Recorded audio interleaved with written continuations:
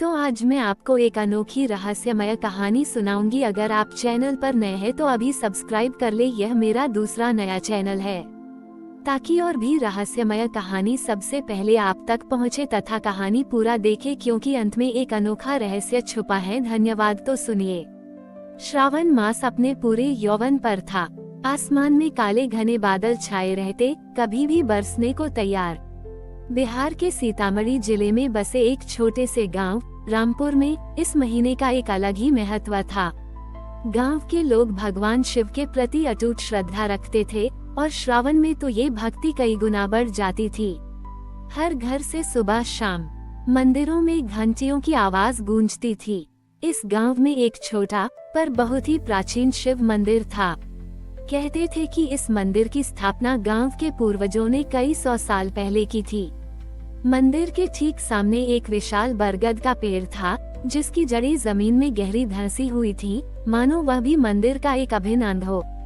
इस साल श्रावण मास की शुरुआत में ही एक अजीब सी परेशानी खड़ी हो गई।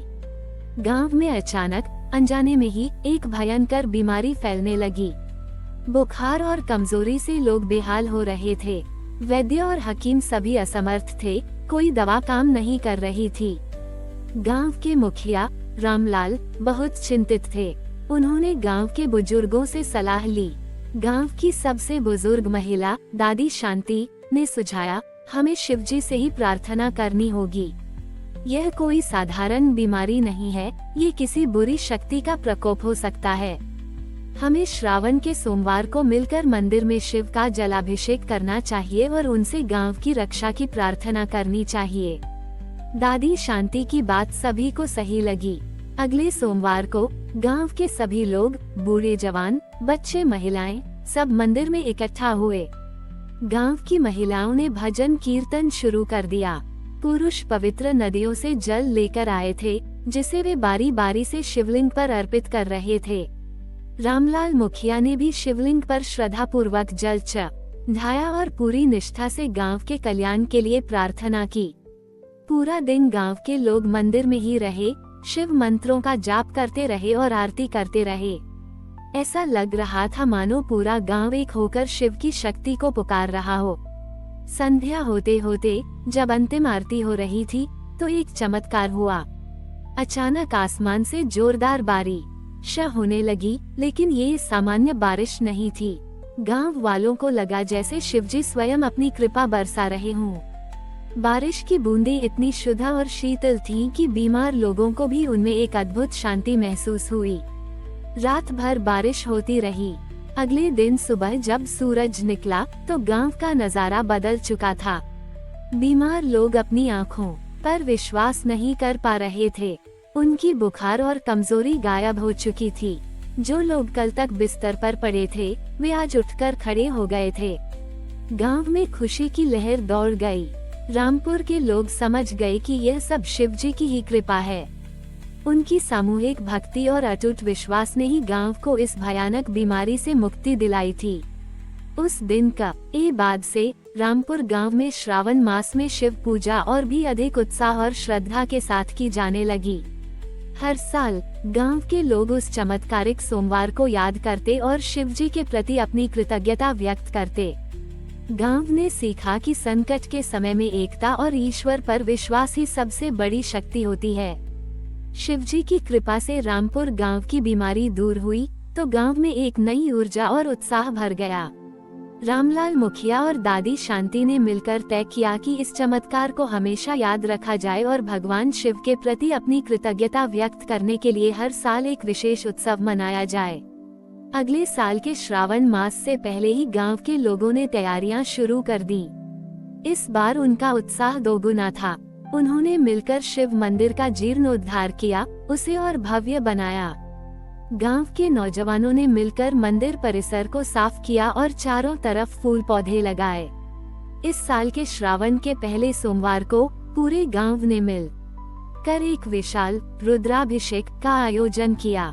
आसपास के गांवों से भी लोग इस भव्य आयोजन को देखने और उसमें शामिल होने आए।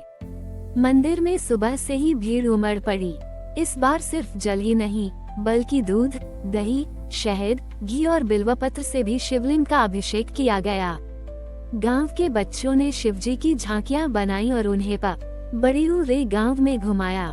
महिलाएं भक्ति गीत गाती हुई मंदिरों की ओर बढ़ रही थीं।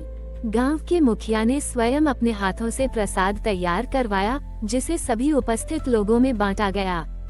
दोपहर होते होते जब अभिषेक अपने चरम पर था, तो एक और अद्भुत घटना घटी। मंदिर के ठीक सामने वाले प्राचीन बरगद के पेड़ पर, जिसे गांव वाले शिवजी का एक रूप मानते थे, अचानक अनगिनत फूल खिल उठे। ये फूल ऐसे थे जो उस मौसम में आमतौर पर नहीं खिलते थे। उनकी सुगंध से पूरा वातावरण महक उठा। ये देखकर गांव वाले जयकार करने लगे, जय भोलेनाथ, जय शिव शंकर, उद्धरण चिन्ह। दादी शांति की आंखों में आंसू आ गए। उन्होंने कहा, ये शिवजी का सीधा आशीर्वाद है। उन्होंने हमें स्वीकार कर लिया है और यह इस बात का प्रमाण है कि हमारा विश्वास कभी व्यर्थ नहीं जाएगा। इस घटना ने गांव के लोगों के विश्वास को और भी मजबूत कर दिया। उस दिन के बाद से रामपुर शिव उत्सव के नाम से यह आयोजन हर साल श्रावण के पहले सोमवार को बड़े ही धूमधाम से मनाया जाने लगा। ये केवल एक धार्मिक अनुष्ठान नहीं था, बल्कि यह गांव की एकता, उनके संघर्ष और शिव पर उनके अटूट विश्वास का प्रतीक बन गया था। समय बीतता गया, रामपुर गांव ने तरक्की की, लेकिन शिवजी के प्रति उनका विश्वास कभी कम नहीं हुआ। आज भी श्रावण मास में जब सीतामढ़ी के इस छोटे से गांव से मंदिरों की घंटियों की आवाज गूंजती है, तो वो केवल पूजा की ध्वनि नहीं होती, बल्कि वह विश्वास, कृतज्ञता और एक ऐसे गांव की कहानी कहती है जिसने शिव की शक्ति और अपने सामूहिक विश्वास से हर मुश्किल को पार पाया। रामपुर गांव की कहानी केवल एक चमत्कार तक सीमित नहीं थी। पीढ़ियों दर पीढ़ियों श्रावण मास में शिवजी के प्रति उनका विश्वास और भी गहरा होता गया। वह रामपुर शिव उत्सव अब केवल गांव का नहीं, बल्कि पूरे क्षेत्र का एक जाना माना पर्व बन चुका था।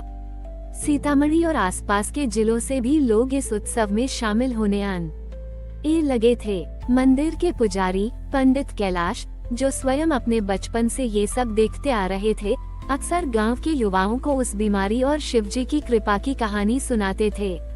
वह बताते थे कि कैसे एकजुटता और सच्ची भक्ति ने उन्हें संकट से उबारा था। उनकी कहानियां नई पीढ़ी के मन में भी आस्था के बीज बोती थीं। एक बार की बात है, गांव के पास के नदी में अचानक बाढ़ आ गई। पानी गांव की ओर तेजी से बढ़ रहा था। लोगों में डर फैल गया।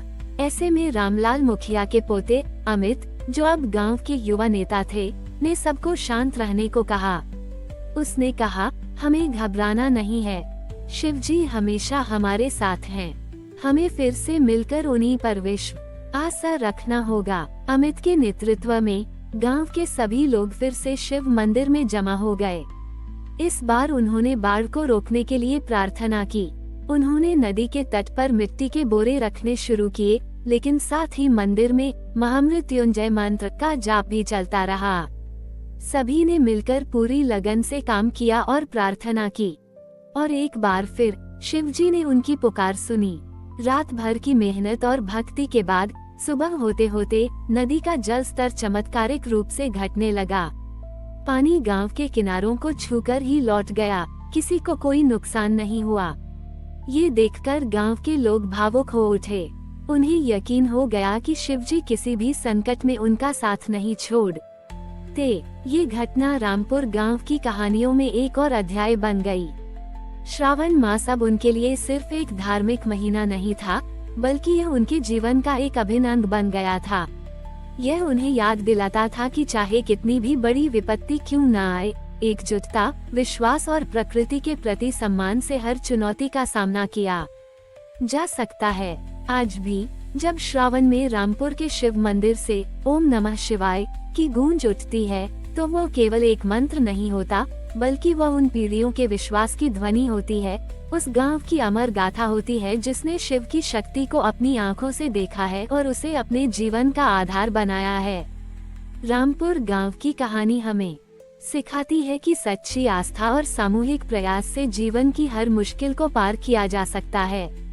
हमारी और भी आध्यात्मिक एवं अनोखी कहानियाँ देखने के लिए हमारे चैनल पर जाएं तथा धार्मिक एवं पौराणिक अनोखी कहानियाँ हमारे चैनल पर है। कृपया जाके देखें तथा हमारे चैनल को सब्सक्राइब करके रखें और वीडियो लाइक जरूर करें। धन्यवाद।